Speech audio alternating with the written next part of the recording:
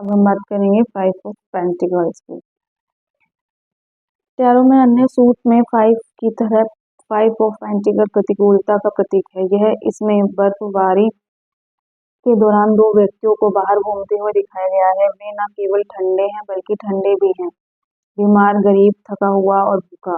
ऐसा लगता है मानो उनके पास जीवन की मूलभूत आवश्यकताओं का अभाव है। बहुत ज्यादा लोग दो व्यक्तियों से एक से अधिक तरीकों से जुड़ सकते हैं। कार्ड में एक व्यक्ति के पास बैसाखी है, जबकि दूसरे व्यक्ति के हाथ में शॉल सिर है। वह बर्फ में नंगे पैर चल रही है। पृष्ठभूमि में एक दागदार काली दीवार है, यानी कि ये वाली 5 पंचकर्णों वाली कांच की खिड़की की किसी प्रकार के चर्च का सुझाव देती है।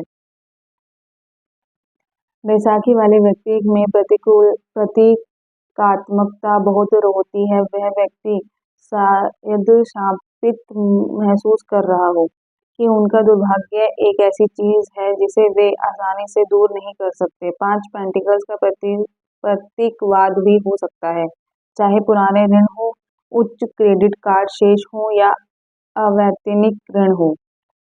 यह एक अनुस्मारक है जो आपको कराना चाहिए अपने वित्त को व्यवस्थित करने पर विचार करें। अतीत में आपके द्वारा की गई गलतियां भी आपको परेशान कर सकती हैं। यानी कि आप इसमें दो लोग हैं जो अपने लाइफ के बारे में सोचते हैं। या तो उन्होंने ऋण ले रखा है, या तो वो ऋण चुका नहीं पा रहे हैं, या फिर उनकी जो प्रेजेंट सिचुएशन है वो बहुत ज़्यादा फाइनेंशियली खराब चल रही है कि वो करे तो करे क्या। लेकिन उनको ये नहीं पता कि क्या पता उनके लाइफ में जो वो आज के सिचुएशन में है, वो सिचुएशन उनकी बहुत पहले से ही क्रिएट हुई हुई है। इसलिए वो अपनी गलतियों पे भी ध्यान नहीं दे रहे हैं कि उन्हें अपनी गलती नहीं दिखाई दे रही है, बस वो सिचुएशन दिखाई दे रही है। उनको वो गलतियां नहीं समझ में आ रही है कि जिस कारण हमारी सिचुएशन हुई है वो हमारे ही गलती के कारण हुई है।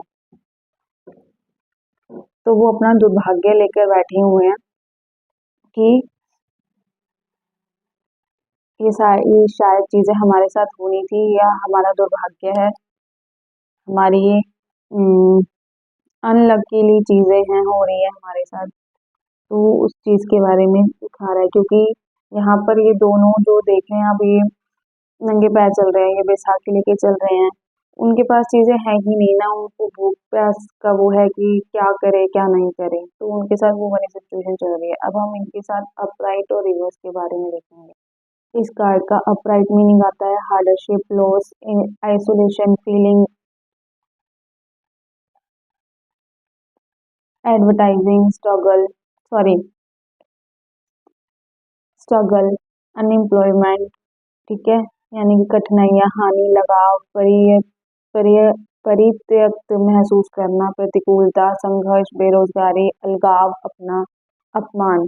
और इसके रिवर्स में आएगा positive change, recovery for loss, overcoming, forgiveness, feeling welcome, यानी कि सकारात्मक परिवर्तन। इनके रिवर्स कई बारी मैं आपको बता नहीं पाई। अगर कुछ कार्ड में ना जो अपराइट में आ रहे हैं वो नेगेटिव में आ रहे हैं, और जो उनका रिवर्स होगा ना वो पॉजिटिव में आ रहे हैं, ठीक है। तो आपको अपनी इंट्यूशनली सामने वाले को गाइड करना है। और इसका रिवर्स में बता रही थी सकारात्मक परिवर्तन हो, हानि से उभरना, विपरीत परिस्थितियों पर काबू पाना, क्षमा करना, स्वागत महसूस करना। ये इसके अपराइट और रिवर्स है। और मैं ये कह रही हूँ कि अगर जब भी आप अपने कार्ड से इंट्यूटिवली एज अ मेडिटेट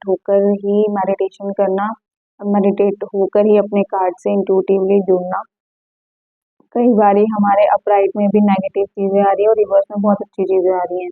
तो आपको उन चीजों को समझना है कि सामने वाला आपको क्या बताना चाहता है और वो क्या क्वेश्चन पुटअप कर रहा है। उसको ध्यान से सुनकर उसके बारे में तब बताइएगा कि वो क्या कह रहे हैं। और कई बार लोग सिनेरियो बता देते हैं, और हम टैरो कार्ड रीडर्स को ना सिनेरियो की नहीं, सिर्फ एक पॉइंट की जरूरत होती है कि क्या परेशानी है, क्या दिक्कत है। तब जाके हम उनकी जनरल रीडिंग करते हैं, रिलेशन से, हेल्थ से, फाइनेंशियली, करियर, इन सब चीज़ों से, ठीक है। तो अपनी कार्ड्स को इंट्यूटिवली जोड़ना, तभी आप रीडिंग कर पाएंगे। मैं आपसे बार बार कह रही हूँ, बाकी मैं हूँ, बाकी जब आप मुझसे गाइड लेंगे डाउट्स पूछेंगे तो आपके डाउट्स भी क्लियर होंगे।